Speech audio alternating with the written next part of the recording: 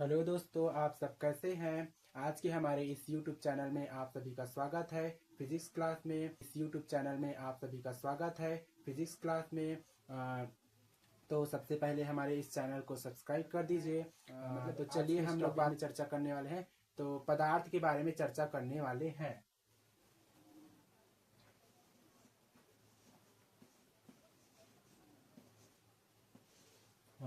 तो हम पदार्थ के बारे में चर्चा करने वाले हैं। तो पदार्थ कितने प्रकार के होते हैं, पदार्थ के प्रकार जानेंगे। पदार्थ किन किन चीजों से मिलकर के बने होते हैं उनके बारे में जानेंगे। तो आप बता सकते हैं कि पदार्थ किन किन चीजों से मिलकर के बना होता है। चलिए आप लोग ना कमेंट बॉक्स में बताना कि पदार्थ किन किन चीजों से मिलकर के बना है। तो आइए हम वीडियो स्टार्ट करते हैं, जानते हैं पदार्थ के बारे में। तो पदार्थ कितने प्रकार के होते हैं, पदार्थ किन किन चीजों से मिलकर के बना होता है। तो पदार्थ अणुओं अणुओं से मिलकर बना होता है। तो पदार्थ अणुओं से मिलकर के बना होता है। पदार्थ जो है अणुओं से मिलकर के बना होता है। अब अणु किस चीज से मिलकर के बना होता है आप बता सकते हैं। तो चलिए हम लोग बात करते हैं अणुओं के अणु हो गया। अब बात करते हैं परमाणु। तो परमाणु के बारे में बात करते हैं। परमाणु परमाणु बड़ा होता है कि अणु। तो चलिए मैं बताता हूँ कि अणु क्या है, अणु और परमाणु क्या है।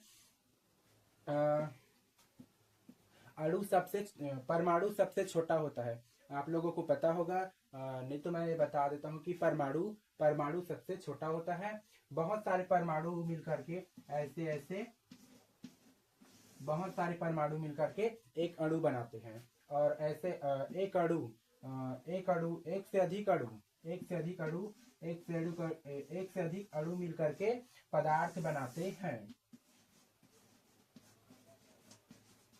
ये रहा हमारा अणु। ये छोटा छोटा हमारा रहा परमाणु। ये हमारा परमाणु रहा। और ये हमारा ये वाला हिस्सा हमारा रहा अणु। तो ये सबसे छोटा जो है ना, ये छोटे छोटे ये परमाणु होते हैं। और बहुत सारे परमाणु मिलकर के एक अणु बनाते हैं। और बहुत सारे अणु मिलकर के पदार्थ बनाते हैं। पदार्थ हम थोड़ा सा चीज को नहीं बोलते, पदार्थ थोड़ा ज्यादा मात्रा में रहता है। परमाणु को हम सबसे छोटी संख्या, मतलब सबसे छोटी परमाणु जो होता है वो सबसे छोटा होता है। परमाणु से बड़ा अणु होता है, अणु से बड़ा फिर पदार्थ बनता है। तो पदार्थ समझ में आ गया कि पदार्थ किन किन चीजों से मिलकर के बना होता है। तो अणु परमाणु से मिलकर के पदार्थ बना होता है।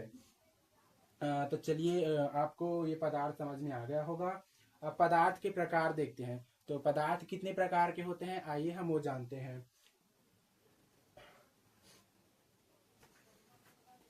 पदार्थ के प्रकार।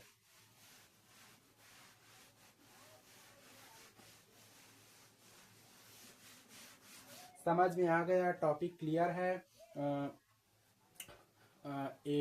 एक से अधिक परमाणु मिलकर के अणु बनाते हैं और एक से अधिक अणु मिलकर के फिर पदार्थ बनाते हैं। और पदार्थ के प्रकार देखते हैं। तो पदार्थ हो गया, अब पदार्थ का प्रकार देखते हैं। तो पदार्थ कितने प्रकार के होते हैं आइए जानते हैं।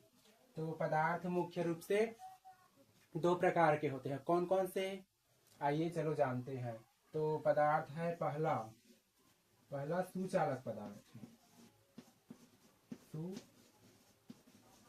सुचालक पदार्थ।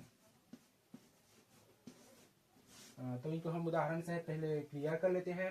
सुचालक पदार्थ क्या होता है आइए जानते हैं। ऐसे पदार्थ जिसमें मुक्त इलेक्ट्रॉनों की संख्या अधिक होती है वह सुचालक पदार्थ कहलाता है। इनका उदाहरण देख लेते हैं। जैसे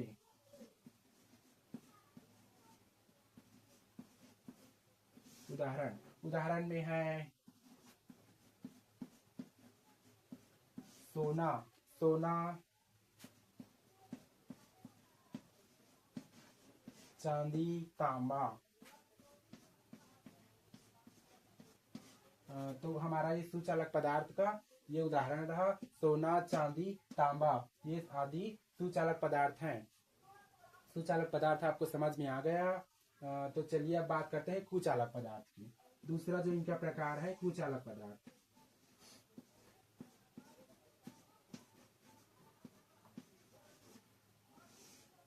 कुचालक पदार्थ। तो चलिए अब जानते हैं कुचालक पदार्थ के बारे में। तो कुचालक क्या होता है मैं बता देता हूँ। ऐसे पदार्थ जिसमें मुक्त इलेक्ट्रॉनों की संख्या कम होती है कुचालक पदार्थ कहलाती है। तो इनका उदाहरण आइए जानते हैं। इनका उदाहरण मैं बता देता हूँ। ये रहा कुचालक पदार्थ का उदाहरण। रबर, रबर, लकड़ी, रबर, लकड़ी, प्लास्टिक,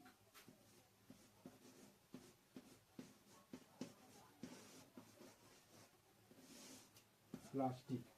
तो ये रहा कुचालक पदार्थ का उदाहरण, रबर, लकड़ी, प्लास्टिक। आपको जो अब मल्टीप्लाई चॉइस क्वेश्चन आते हैं जो अब 2026 से आने लगा है, तो उसमें आपको इस तरह से 1 नंबर में पूछा जा सकता है, उदाहरण को पूछा जा सकता है 1 नंबर में ऑब्जेक्टिव में। तो इनको ध्यान रखना है। तो ये सुचालक पदार्थ, इनके उदाहरण, और ये रहा कुचालक पदार्थ, इनके उदाहरण। तो आप लोगों को समझ में आ गया होगा कुचालक पदार्थ और सुचालक पदार्थ, और उदाहरण भी और पदार्थ भी समझ में आ गया होगा जो मैं बताया भी। तो इनका जो एक और नाम है, कुचालक पदार्थ को एक और नाम से जाना जाता है, तो वो मैं बता दूं, विद्युत रोधी पदार्थ। विद्युत रोधी पदार्थ। तो ये कुचालक पदार्थ है ना जो, तो कुचालक पदार्थ को विद्युत रोधी पदार्थ भी कहते हैं। तो इनको इस नाम से भी जाना जाता है। तो कंफ्यूज नहीं होना है, इनके जो दोनों नाम है वो दोनों नाम याद रखना है। तो ये जो कुचालक पदार्थ है उनका यह भी नाम होता है विद्युत रोधी पदार्थ। मतलब इसमें धारा प्रवाहित नहीं हो सकता, यह कुचालक है।